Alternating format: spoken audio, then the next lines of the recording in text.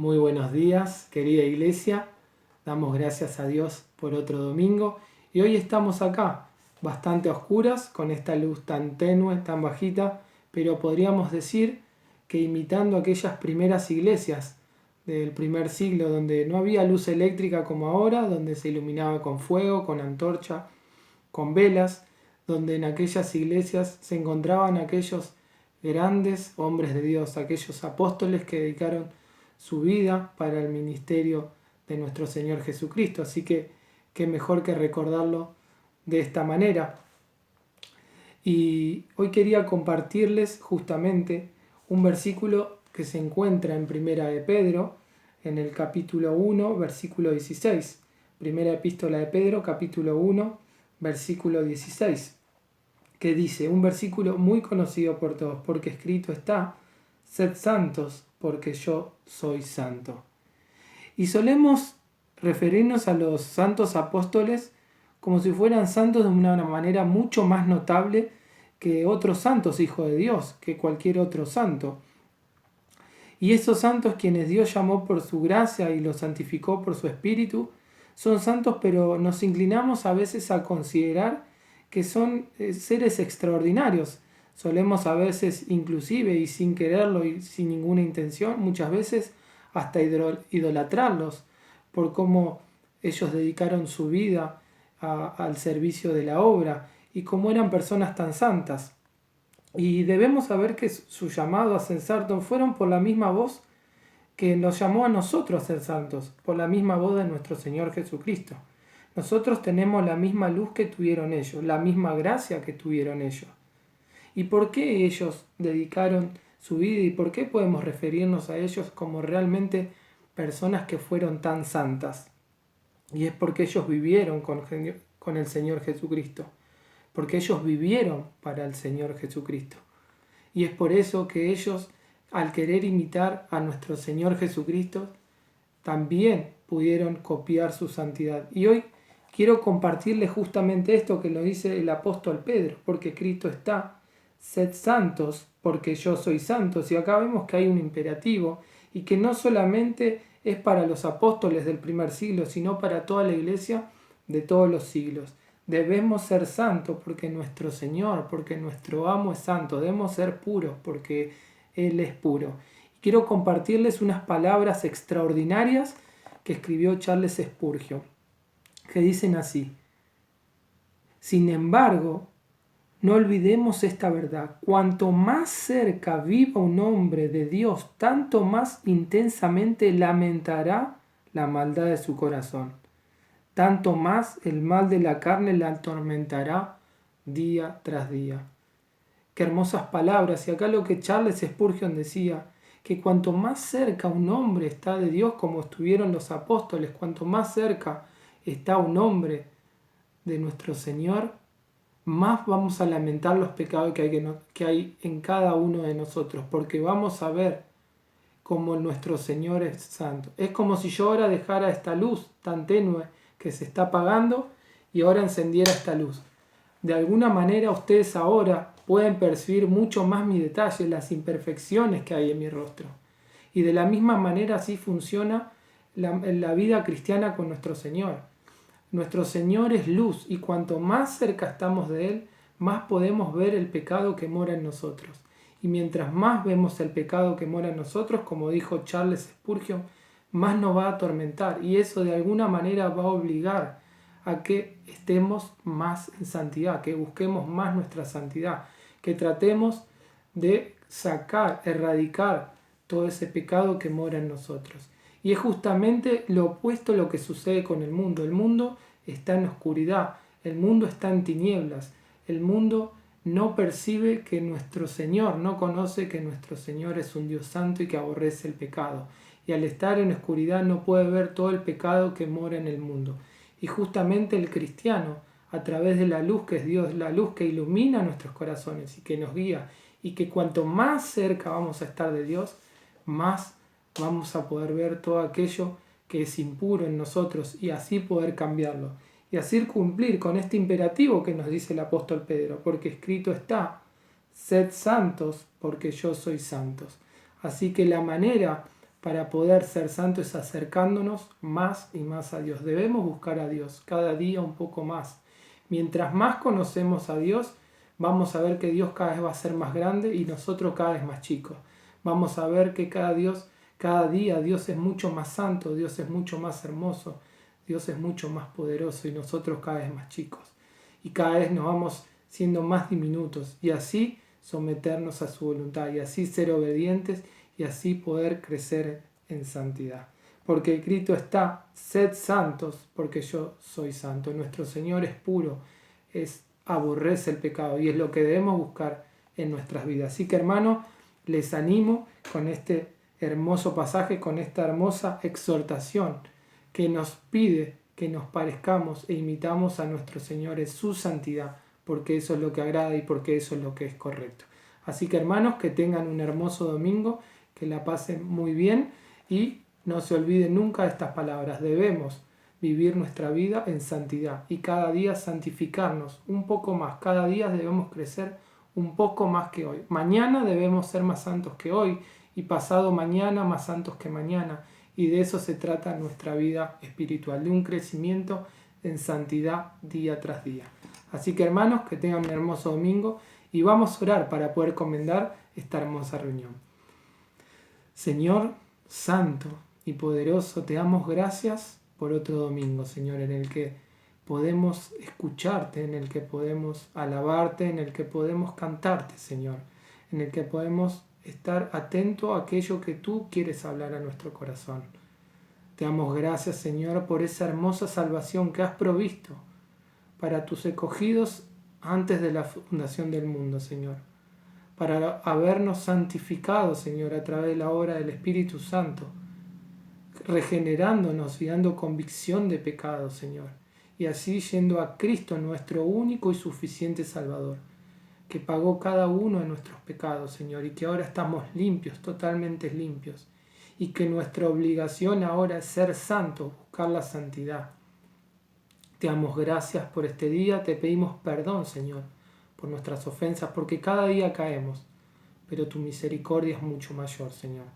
Gracias te damos por las enormes bendiciones que derramas sobre tu pueblo, Señor, por tu providencia, por tu cuidado.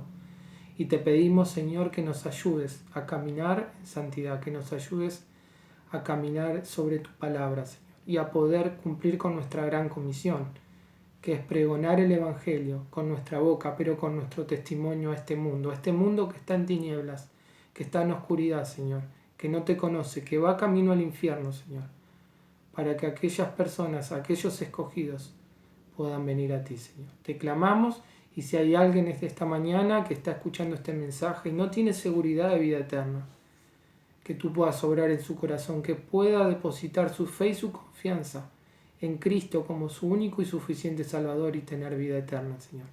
Te damos gracias por esta reunión y la ponemos en tus manos, en el bendito nombre de Cristo Jesús. Amén. Hermanito, muy buenos días. Vamos a glorificar a nuestro Dios en este hermoso domingo. Vamos a cantar Cristo es guía de mi vida. Amén. Él es guía de tu vida.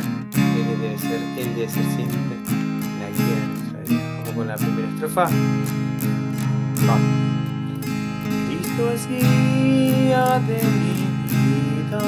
Ya no hay nada que temer. Nunca puedo yo dudarle, pues me sabe defender. Paz, consuelo y vida eterna, con la fe yo tengo en él, y con él ya nada temo, porque Cristo es guía fiel, y con él ya nada temo, porque Cristo es guía fiel. Segunda estrofa.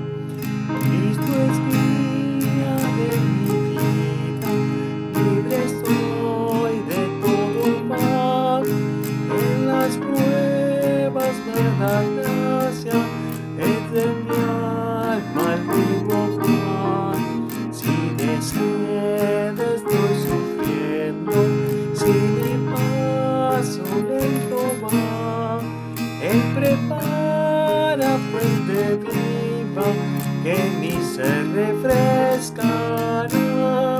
Él prepara fuente viva, que mi ser refrescará. Tercera.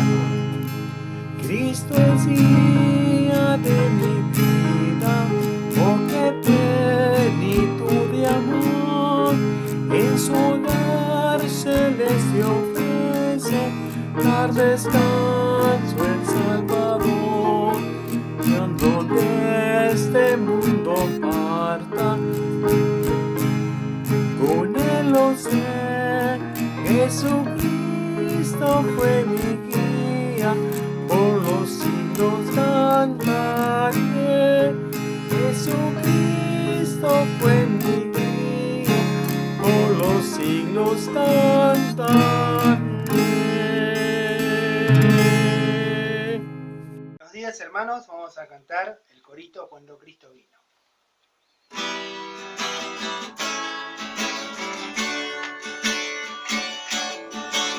Cuando Cristo vino a mi corazón, mi vida entera cambió. Su paz y su amor alejaron de mí las dudas, las sombras. Mi vida comenzó cuando el Señor llegó. Y hoy puedo cantar su amor. Mi vida comenzó cuando el Señor llegó. Y hoy puedo cantar su amor. Hoy quiero que Cristo te transforme a ti, que cambie tu vida también. Piensa en la cruz donde murió por ti y ábrele ya tu corazón. Mi vida comenzó cuando el Señor llegó y hoy puedo cantar yo su amor. Mi vida comenzó cuando el Señor llegó. Y hoy puedo cantar yo de su amor.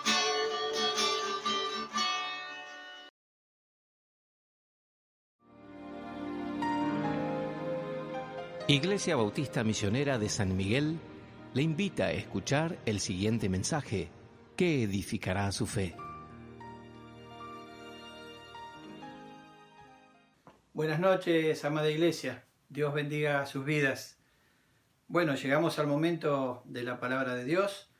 Vamos a seguir adelante con la carta de Pablo a los Filipenses. Y bueno, llegamos a la parte número 20.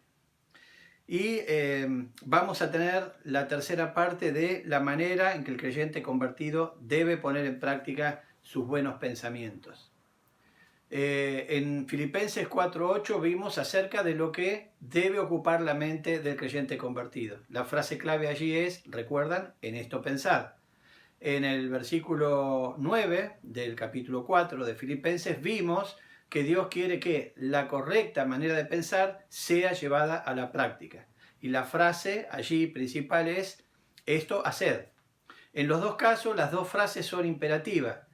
Dios dice allí, la mente de ustedes debe estar llena de buenos pensamientos y esos buenos pensamientos solo tienen valor si se llevan a la práctica, ¿no? Entonces los buenos deseos delante de los ojos de Dios deben ser una provocación a un deseo incontenible de llevarlos a la práctica. Ahora, ¿cómo podemos encontrar un ejemplo práctico de los filipenses de un buen deseo llevado a la práctica? Vamos a ver acerca de esos deseos en esta carta que ya está por terminar, en los versículos que siguen, versículo 10 en adelante. Quiero que me acompañen a leer el texto que nos va a ocupar hoy. Vamos a ver Filipenses 4, versículo 10 al versículo 20. Y dice así la palabra de Dios. En gran manera me gocé en el Señor de que ya al fin habéis revivido vuestro cuidado de mí. de lo cual también estabais solícitos, pero os faltaba oportunidad. No lo digo porque tenga escasez, pues he aprendido a contentarme cualquiera sea la situación. Sé vivir humildemente y sé tener abundancia. En todo y por todo estoy enseñado, así para estar saciado como para tener hambre, así para tener abundancia como para padecer necesidad. Todo lo puedo en Cristo que me fortalece. Versículo 14. Sin embargo, bien hicisteis en participar conmigo en mis tribulaciones. Y sabéis también vosotros, oh filipenses, que al principio de la predicación del Evangelio, cuando partí de Macedonia, ninguna iglesia participó conmigo en razón de dar y recibir, sino vosotros solos. Pues aún a Tesalónica me enviasteis una y otra vez para mis necesidades. No es que busque dádiva, sino que busco fruto que abunde en vuestra cuenta. Pero todo lo he recibido y tengo abundancia. Estoy lleno, habiendo recibido de Epafrodito lo que enviasteis, olor fragante, sacrificio acepto y agradable delante de Dios. Mi Dios pues suplirá todo lo que os falte conforme a su riqueza en gloria en Cristo Jesús. Al Dios y Padre nuestro sea la gloria por los siglos de los siglos. Amén. Un hermoso, hermoso pasaje. Vamos a orar.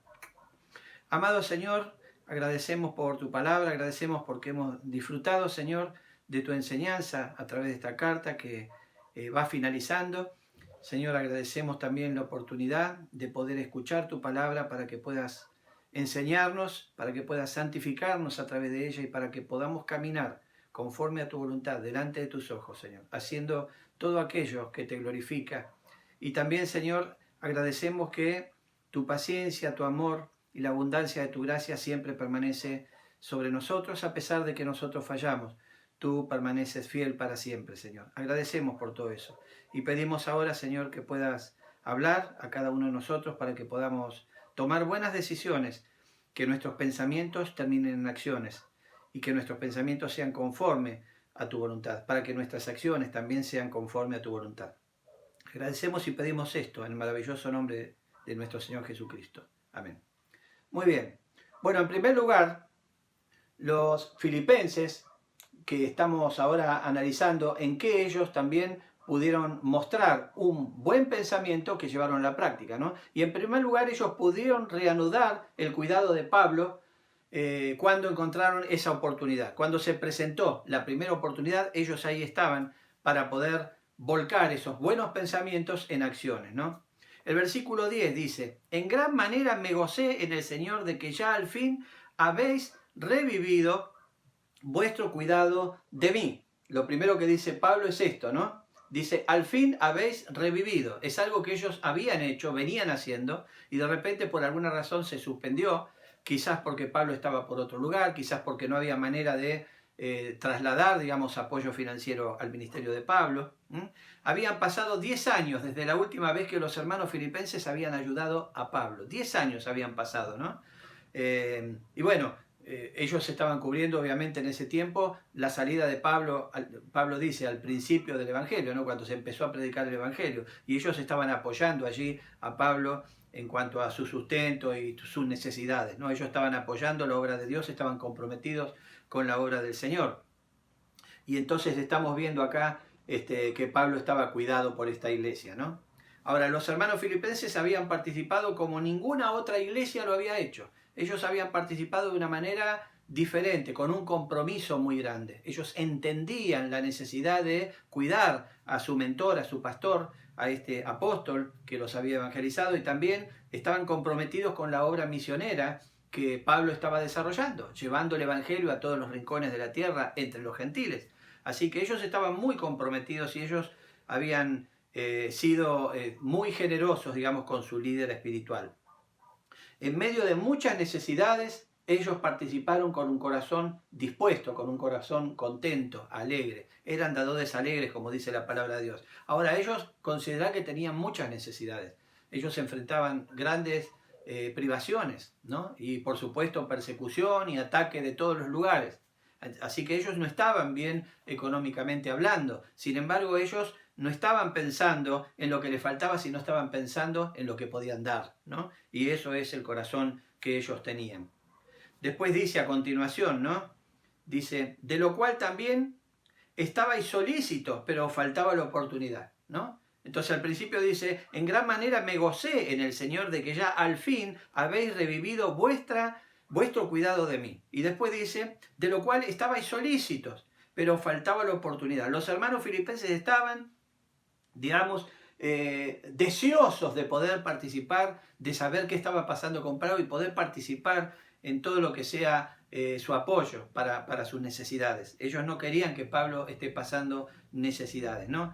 Entonces, los hermanos filipenses amaban a quien Cristo había puesto como su mentor, como su pastor, como su maestro, ¿no es cierto? Ellos amaban a Pablo. Ayudaron a Pablo al principio, pero ahora que lo encontraron nuevamente en una situación que era una oportunidad, ellos se comprometieron nuevamente. Estaban solícitos, dice la palabra de Dios. Estaban solícitos, indica que estaban siempre dispuestos a cuidar y sostener a Pablo. Ellos estaban solícitos, ellos siempre tenían eso en el corazón. Quizás estaban pensando, mientras no lo podían hacer o no se había presentado la oportunidad, quizás estaban pensando, ¿qué será de Pablo? ¿Qué necesitará Pablo? ¿Estará bien Pablo? Nosotros tenemos que tratar de ver cómo llegar a Pablo para apoyarle, para cuidarle, ¿no? Pablo había sido, y aún lo era, digamos, su mentor, su persona más amada en cuanto a padre espiritual, digamos, ¿no? Entonces, ellos estaban muy comprometidos justamente con esto. Pablo era su pastor, su maestro, su consejero, su asesor, ¿no? Todo lo que vemos en las cartas. Cuando vemos a Pablo un apóstol, con la autoridad de un apóstol, pero también vemos a un Pablo pastor, que pastorea, y también vemos a un Pablo maestro, ¿no? Que está enseñando, y también un Pablo consejero, donde él hace sus propias recomendaciones. En algunos textos vemos que dice, bueno, y esto no lo digo en el Señor, sino lo digo por consejo, ¿no? Entonces era un consejero también, y también un asesor, ¿no? Un asesor porque asesoraba acerca de cosas que llegaban a él a través de carta o enviados, donde había ciertas encrucijadas, y entonces obviamente él asesoraba acerca de lo que era la voluntad de Dios con el problema que tenía que enfrentar en las distintas iglesias, ¿no es cierto? Los datos que se encuentran en esta carta indican que Pablo escribió la misma desde la prisión. Esto es interesante. Bueno, tenemos distintos pasajes que nos muestran de que él estaba en la prisión. Por ejemplo, en el capítulo 1, versículo 13, él habla del pretorio, justamente allí en Roma. Después, en el 4.2, dice los santos, y después dice de la casa del César. Entonces hay muchas cosas que nos indican. Él estaba escribiendo esta carta justamente desde la prisión, juntamente con la carta a los Efesios, a los Colosenses y a Filemón, la carta a Filemón. Los hermanos filipenses vieron esta ocasión como una oportunidad de seguir participando en el sostén de su líder, ¿no? Por eso en el 4.14 dice, a fin habéis revivido, ¿no? Entonces, los hermanos filipenses tenían un hermoso deseo de sostener a Pablo y lo llevaron a cabo en cuanto tuvieron la oportunidad. Era un hermoso deseo, un hermoso pensamiento, pues estamos hablando de los pensamientos conforme a la voluntad de Dios. Tenían un hermoso pensamiento y su mente estaba funcionando de acuerdo a la mente de Cristo, pero en cuanto se presentó la oportunidad, ellos se comprometieron y lo llevaron a la práctica. No era solamente un deseo en su mente, sino era un deseo en su corazón, y ellos lo llevaron a la práctica en cuanto tuvieron la oportunidad. En segundo lugar, en medio de las necesidades, Pablo se fortaleció en Jesucristo. En medio de las necesidades, Pablo se fortaleció en Jesucristo. Es interesante los versículos que siguen. El versículo 11 dice, no lo digo porque tenga escasez, pues he aprendido a contentarme cualquier sea mi situación. No lo digo porque tenga escasez. No es que porque quizás estoy en una situación media apremiante, no lo digo por eso. No estoy diciendo lo que dije en los versículos anteriores justamente porque tengo escasez. Porque ¿cuál es la posición que Pablo tomó frente a las situaciones donde a veces hay cierta necesidad o cierta escasez? Donde a veces no sobra, sino que tenemos lo justo, ¿no? Él nunca estuvo sin nada, siempre tuvo desde lo justo hasta muchas bendiciones, ¿no? Pero aquí Pablo está diciendo, no lo digo porque tenga escasez, pues he aprendido a contentarme cualquier sea la situación. Pablo estaba diciendo, si trasladamos eso a nuestra vida, bueno, a veces tenemos un hermoso asado en casa y estamos gozosos y agradecidos al Señor. Pero a veces por ahí podemos tener un mate cocido con un pancito con manteca. Y bueno, estamos contentos y agradecidos al Señor y sabemos contentarnos con eso, ¿no? A pesar de que la carta de Pablo a los filipenses estaba escrita desde una prisión, la palabra que siempre predomina en la boca de Pablo es la palabra gozo o la palabra regocijo, ¿no? Tenemos una carta donde él estaba en una prisión escribiendo a estos hermanos. Una prisión con todo lo que eso implica. Sin embargo, vemos que siempre en toda la carta lo que predomina, lo que sale a flote siempre, lo que tiene que ver con su sentir y también con el sentir que deben tener los hermanos a través de su enseñanza, es la palabra gozo y regocijo. Y siempre vemos otra palabra que justamente es la palabra siempre, ¿no? En toda situación, en toda situación. El versículo 10 dice, en gran manera me gocé en el Señor, ¿no? Entonces vemos aquí él escribiendo esta carta y habiéndose anoticiado y habiendo recibido la ofrenda que enviaron a través de Epafrodito, vimos lo que pasó todo a Epafrodito, que era parte de la iglesia esta, lo que pasó para llegar a Pablo. Estuvo a punto de morir y estudiamos todo eso, ¿no? Ahí se ve el gran amor y el gran compromiso de esta iglesia y en este caso de este hermano, casi desconocido, del que no se habla mucho. Sin embargo, es un ejemplo de fidelidad, de tenacidad y de obediencia al Señor, ¿no? Entonces vemos ahí que Pablo, digamos, una vez que se anoticia de esto, lo que él expresa es gozo en el Señor, ¿no? Entonces, gozo en el Señor. El verbo griego contentamiento indica tener suficiencia en uno mismo o estar satisfecho, ¿no? La palabra contentamiento en griego significa eso, tiene esa idea de tener suficiencia en uno mismo y de estar satisfecho. Es la misma palabra que se traduce como lo suficiente en 2 Corintios 8:9. Indica una independencia de cualquier necesidad de ayuda. O sea, era bueno que lo ayuden y es bueno cuando nosotros somos responsables en poder sostener la iglesia. Eso es bueno, ¿no? Pero Pablo dependía nada más que del Señor Jesucristo. Él estaba contento con lo que el Señor Jesucristo proveía. Y muchas veces el Señor provee y hace su obra de asistencia justamente a través de las iglesias y a través de los hermanos fieles, ¿no? La frase, cualquiera sea mi situación, es explicada justamente en el versículo 12. En el versículo 12 él explica, cualquiera sea la situación, yo estoy gozoso y no tengo ningún problema. Entonces, Pablo no se siente fracasado. Pablo no se siente fracasado, no se siente debilitado, frustrado, derrotado, sin gozo. Él nunca se siente así. Y conocemos la historia cuando Pablo estaba justamente con Silas y todo, que estaban en la cárcel, ¿no? Y cantaban himnos, ¿no?, de adoración y oraban al Señor, ¿no? O sea, Pablo nos enseña a través de su propio ejemplo y a través de las Escrituras, con todos los consejos de parte de Cristo para que nosotros aprendamos, nos enseña a no estar fracasados, debilitados, frustrados, derrotados o sin gozo, ¿no? Podemos pasar situaciones difíciles, sí. A veces vamos a tener mucho y a veces vamos a tener lo justo, pero siempre tenemos que tener gozo, siempre tenemos que sentirnos triunfantes, siempre tenemos que sentirnos fortalecidos y nunca sentirnos fracasados, debilitados, frustrados, derrotados o por supuesto sin gozo. Porque el gozo, ya aprendimos, es intrínseco, es propio de la relación del creyente con Cristo, ¿no? Entonces, Pablo no se sentía de ninguna de estas maneras por las aparentes situaciones desfavorables, ¿no? Él estaba en la cárcel, pero tenía gozo, ¿no? Y se gozaba porque los hermanos estaban haciendo lo correcto. No tanto por el contenido de lo que estaban haciendo, sino porque estaban haciendo lo correcto. Ese era el gozo de Pablo. No solamente porque estaban ayudándolo y proveyendo sostén, ¿no?, en la ofrenda, digamos, a su pastor, sino por el hecho de que lo estaban haciendo, de que sentían en su corazón y lo llevaron a la práctica. Ese era el gozo justamente de Pablo, que más adelante inclusive él lo razona esto. El gozo que Pablo enseña no depende de cosas agradables o desagradables, sino depende de la relación personal con el Señor Jesucristo. De la seguridad de que Jesucristo nunca abandona a sus hijos. Pablo dice en el versículo 12, sé vivir humildemente y sé tener abundancia. De todo y por todo estoy enseñado.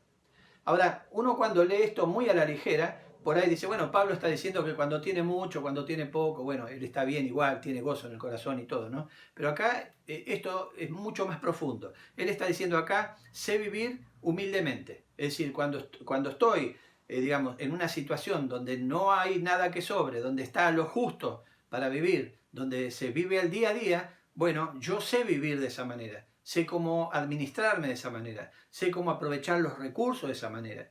Sé cómo seguir gozoso en esa situación y sé cómo orar y depender de Dios en esa situación y ser agradecido, porque el Señor nunca me va a desamparar. Esto tiene que ver con aprender a hacerlo. Por eso Él dice, sé vivir. Es un saber, es un conocimiento que es a través de una relación con Cristo y a través de aprender de Cristo cómo hacer esto a través de la palabra, ¿no? Entonces, sé vivir humildemente. Y también dice acá, sé tener abundancia. Sé tener abundancia. Uno de los problemas que muchos cristianos tienen es que cuando tienen abundancia, porque Dios ha derramado bendiciones, porque las cosas se han dado de una manera favorable por la gracia de Dios, no saben cómo administrar, digamos, esa abundancia. ¿Y qué hacen? O derrochan, o no son juiciosos para los gastos, o gastan en cosas innecesarias, o no ofrendan al Señor como deberían hacerlo, según lo que dice la palabra de Dios, con un corazón dispuesto, alegre, ¿no? Y dan prioridades a otras cosas, ¿no? O se inclinan al consumismo o a cosas por el estilo, y quizás no piensan en la posibilidad de ayudar en alguna cosa que Dios pone o presenta en su corazón a otro hermano que quizás está, sí, él pasando por esa etapa de no abundancia, ¿no? Entonces, Pablo lo que está diciendo acá es, yo sé muy bien cómo administrarme cuando hay pocos recursos y sé cómo administrarme con sabiduría cuando hay muchos recursos. Esto es lo que está diciendo él. En todo y por todo estoy enseñado. O sea, el Señor me enseñó. Ya sé cómo hacer eso, cómo vivir una vida santa, tenga mucho o tenga lo necesario, ¿no? Esto es lo que está diciendo. Después dice, así para estar saciado como para tener hambre, ¿no? Y acá de hambre, ¿qué significa? Bueno, no significa de un hambre que no comes en 4 días, 5 días y te morís. No está diciendo eso, sino de que por ahí tengo que conformarme con el desayuno, el almuerzo, la merienda y por ahí tomar un mate cocido a la noche y bueno, o con 2 comidas al día, porque hay una etapa que ha venido, que es una prueba que Dios permitió para fortalecerme, para quizás inclinarme más a la oración, para depender más de Él, para tomar las Escrituras y buscar sus promesas. En fin, Dios trabaja de distinta manera en nuestro corazón, pero acá Él dice así para estar saciado como para tener hambre, así para tener abundancia como para poder como para padecer necesidad, para tener abundancia como para padecer necesidad. Y él sabe vivir humildemente o en abundancia, y acá está diciendo algo similar. Y después dice, en el versículo siguiente, ¿no? El versículo siguiente, versículo 13, dice, todo lo puedo en Cristo que me fortalece. Todo lo puedo significa vivir en abundancia, vivir cuando no hay abundancia, está enseñado para eso, y todo lo puede en Cristo que lo fortalece, ¿no? La capacidad de Pablo para adaptarse a las circunstancias no depende de su propia fuerza, sino del poder de Cristo que opera en él y también del sostén y el cuidado del Señor. Sabe que el Señor nunca lo va a abandonar porque el Señor hizo una promesa y Él es Dios y Él la va a cumplir. Entonces, la dependencia del Señor enseña a vivir con sabiduría cualquiera sea la situación. Hermano, hermana, cualquiera sea tu situación, tenés que vivir con sabiduría. Y cuando el Señor te bendice, tenés que ser un buen administrador de la multiforme gracia del Señor. Después también provee fortaleza, esperanza y certidumbre. La dependencia del Señor, depender de Cristo, depender del Señor, poner toda tu confianza, tu esperanza, tu certidumbre en el Señor provoca esto. Es fortaleza, esperanza, certidumbre, ¿no? Y también provee conforme a la inigualable gracia que el Señor tiene, ¿no? La riqueza de la multiforme gracia del Señor, el Señor provee conforme a su riqueza. En tercer lugar, los hermanos filipenses que participaron en el cuidado de Pablo fueron una herramienta en las manos del Señor. A veces nosotros decimos, vamos a orar para que tal hermano pueda superar esta situación difícil que está superando, ¿no? Bueno, nosotros somos las herramientas que el Señor utiliza. La iglesia es la herramienta que el Señor utiliza. Por supuesto, el Señor nos ha dado parámetros juiciosos, sabios, conforme, digamos, a su estrategia, digamos, para lo que es el manejo de la iglesia, de la finanza y, por supuesto, del análisis de cada situación en particular. Por supuesto que es así. Pero las herramientas por las cuales el Señor utiliza somos cada uno de nosotros. Cada uno de nosotros. Inclusive el Señor puede usar inconversos para que terminen a través de una decisión justamente propuesta por el Señor, terminen favoreciendo a un hijo de Dios, ¿no? Entonces el Señor utiliza herramientas, pero la iglesia es la primera herramienta que el Señor va a tomar para hacer su voluntad y poder cuidar de su iglesia, ¿no? Dice el versículo 14, sin embargo, bien hiciste en participar conmigo en mis tribulaciones. Bien hiciste en participar conmigo en mis tribulaciones. Sin embargo, ¿qué? A pesar que Cristo me sostiene cualquiera sea la situación, a pesar de que yo sé vivir en abundancia y también en necesidad, a pesar de todo eso, bien hiciste en ser parte de la provisión de Cristo a mi favor. Bien hiciste en hacer esto, ¿no?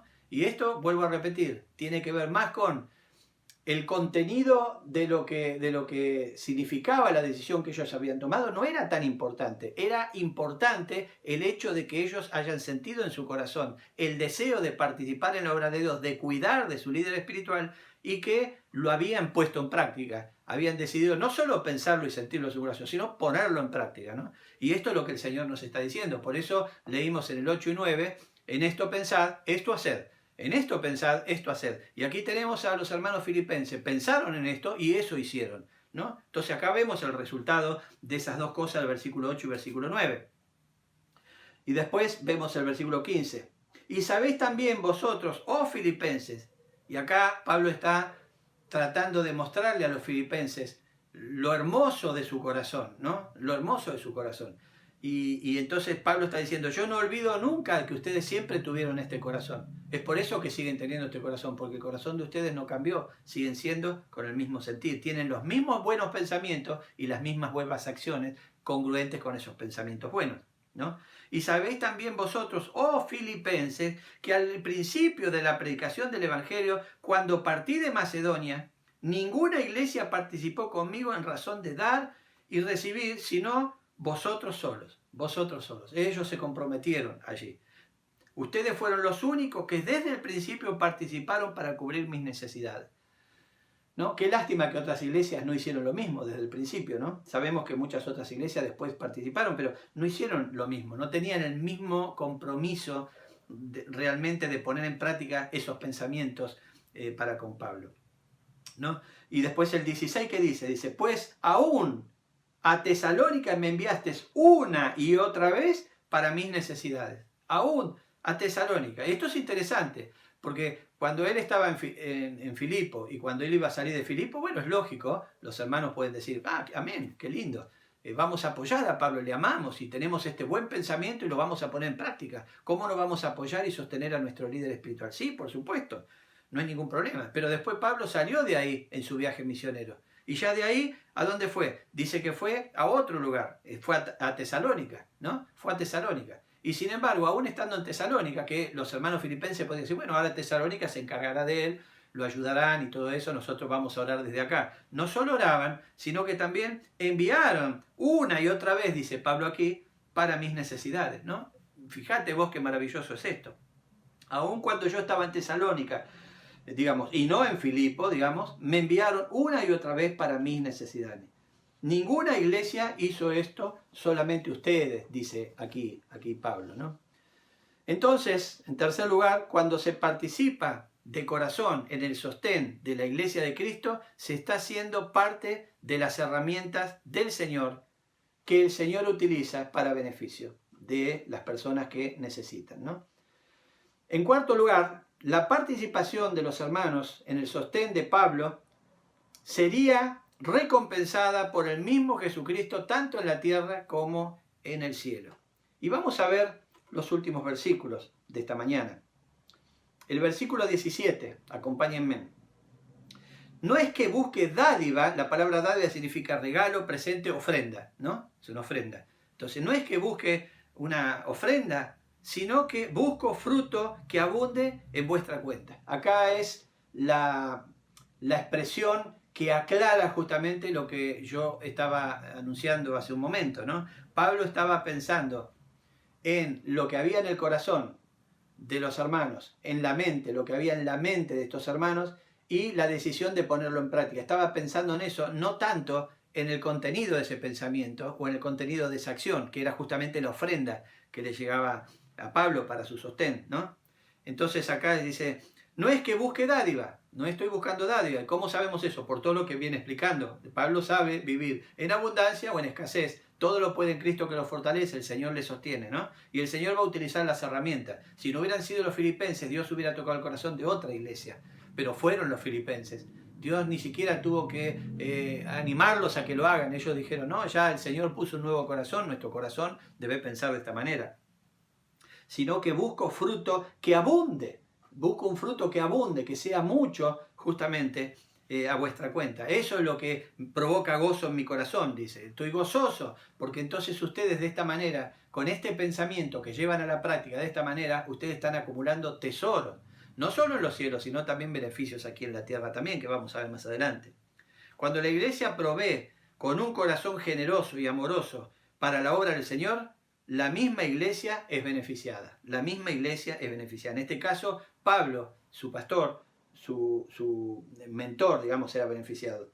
No es que debemos ofrendar justamente con el propósito de recibir recompensa. No debe ser ese el propósito. Debemos hacerlo como parte de nuestra adoración a Dios y a nuestro Señor Jesucristo. Y por supuesto el servicio a la obra del Señor. Pero sin embargo, el ser comprometido con la obra de Cristo tiene tres beneficios tangibles que se pueden palpar, que se pueden ver, ¿no? Entonces, sin embargo, el ser comprometido con la obra de Cristo tiene tres beneficios palpables, tangibles, que lo vemos en el versículo 18 y 19, ¿no? Voy a nombrar los tres beneficios. Beneficio número 1, es de bendición para el obrero de Cristo y la expansión del Evangelio. Es de beneficio para el obrero de Cristo, en este caso era Pablo, y por supuesto para la expansión del Evangelio, es decir, para la obra de Cristo, ¿no?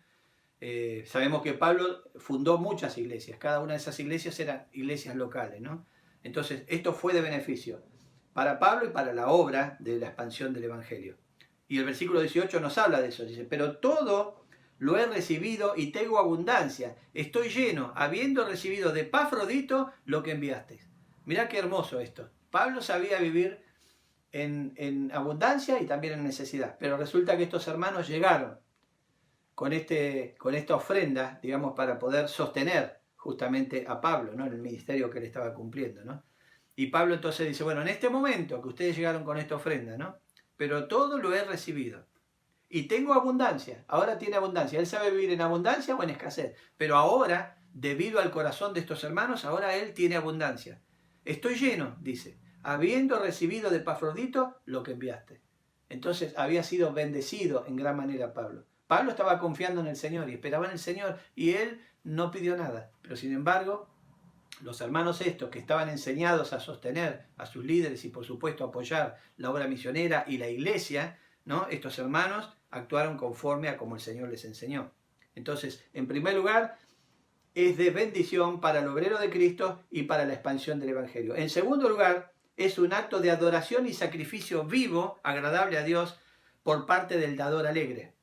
Fíjense lo que dice el 18, la segunda parte. Olor fragante, sacrificio acepto, agradable a Dios. Esto que los hermanos estaban haciendo en sostener la obra misionera, sostener la iglesia y sostener a su líder espiritual, dice que era olor fragante, sacrificio acepto, agradable a Dios, agradable a Dios. Y en tercer lugar, Dios recompensa a cada dador alegre con su inagotable gracia en Cristo Jesús. Dice así la palabra de Dios. Mi Dios, pues, suplirá todo lo que os falte conforme a sus riquezas en gloria en Cristo Jesús. Todo lo que os falte. Todo lo que os falte tiene que ver con lo espiritual y tiene que ver también con lo material.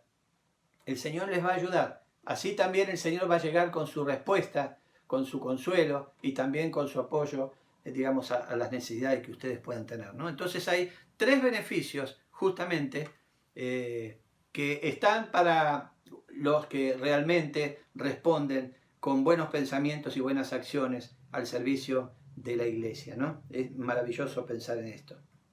Al Dios y Padre nuestro sea gloria por los siglos de los siglos. Amén. Finaliza el versículo 20. Después de dar todo este repertorio de cosas tan lindas y poder mostrar la dependencia que él tenía del Señor y la confianza, ¿no? La certidumbre que tenía al esperar en el Señor. Después de haber aprendido y llevado a cabo en práctica el hecho de estar gozoso tanto cuando hay necesidad como cuando hay abundancia, él recibe de parte de Dios, a través de los hermanos comprometidos, fieles a la obra del Señor, recibe el apoyo para su sostén, ¿no? Y él entonces está gozoso, pero el mayor gozo de él no era lo que había recibido, sino el hecho de que los hermanos habían sentido este pensamiento santo en su mente y habían actuado en consecuencia. Eso era el gozo, porque eso era tesoro acumulado para estos hermanos. Y él quería que los hermanos estén bien con el Señor. Y termina el versículo 20. Al Dios y Padre nuestro sea gloria por los siglos de los siglos. Amén. Entonces Dios es glorificado por ser un buen pastor, en el caso de Pablo, un buen obispo, ¿no? Un buen consejero, un buen mentor, ¿no? Un buen evangelista. Todo el ministerio de Pablo, ¿no? Como apóstol, ¿no? Por ser un buen apóstol, bueno, Dios es glorificado en el apóstol de Pablo, porque él era un buen apóstol digno justamente de ser reconocido y cuidado. Pero también Dios es glorificado con los hermanos comprometidos con la obra de Dios, los hermanos que están cuidando de la obra de Dios, cuidando de su pastor. Entonces Dios también es glorificado, también ahí. Y Dios es glorificado cuando nosotros podemos aprender a través de las Escrituras el testimonio de estos hermanos y podemos aplicarlo a nuestra vida. Yo doy gracias a Dios por el cuidado que la iglesia ejerce sobre mí. El amor de los hermanos puedo tocarlo casi como si fuera un almohadón, ¿no?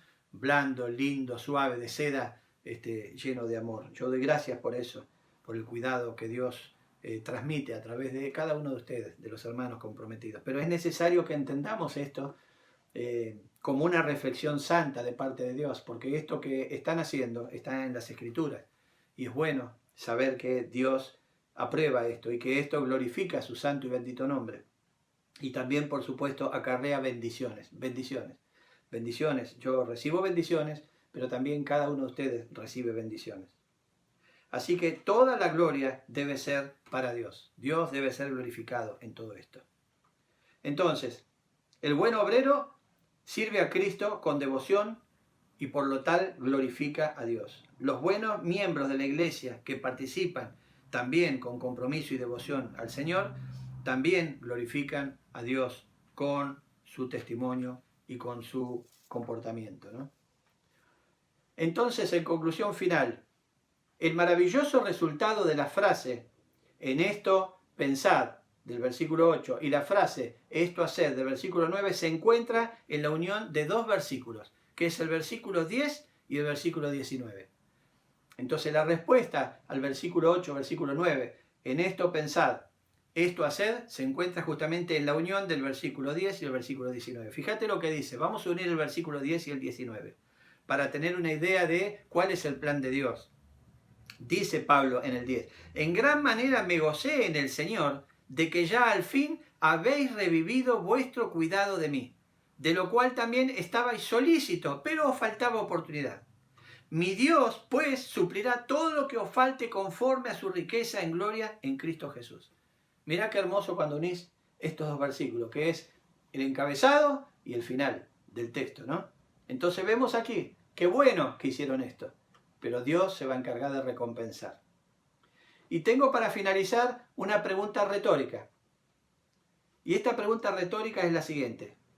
¿No es maravilloso poder pensar cosas agradables a Dios y llevarlas a cabo para su gloria? ¿No es maravilloso poder pensar cosas agradables a Dios y llevarlas a cabo para su gloria? Amén.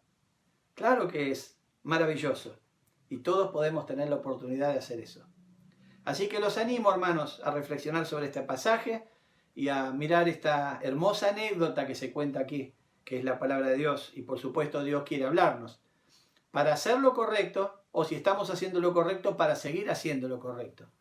Y eso es maravilloso, porque eso marca que la mirada del Señor siempre está sobre sus hijos y nos dice por el camino donde debemos andar, como vimos la semana pasada. Vamos a orar. Amado Señor, queremos agradecer por este tiempo maravilloso. por este texto, Señor, que nos muestra hermanos verdaderamente consagrados, con una mente llena de pensamientos buenos y también con un pensamiento bueno dirigido, en este caso, a Pablo, que no solo fue un pensamiento, sino lo pusieron en práctica. Y Pablo fue, por supuesto, bendecido con el amor de estos hermanos, aunque él estaba preparado para esperar en ti, Señor. Pero sabemos que el amor de estos hermanos, el compromiso de estos hermanos, la acción, la puesta en práctica de estos hermanos fue tu respuesta. Porque tú salvaste a estos hermanos y le diste un corazón sincero, un corazón lleno de amor. Y a través de esa salvación y ese corazón que les diste, y ese Espíritu Santo que depositaste en ellos para que ellos puedan pensar conforme a la mente de Cristo, ellos recibieron tu indicación, tu guía para ser de bendición, en este caso para el apóstol Pablo.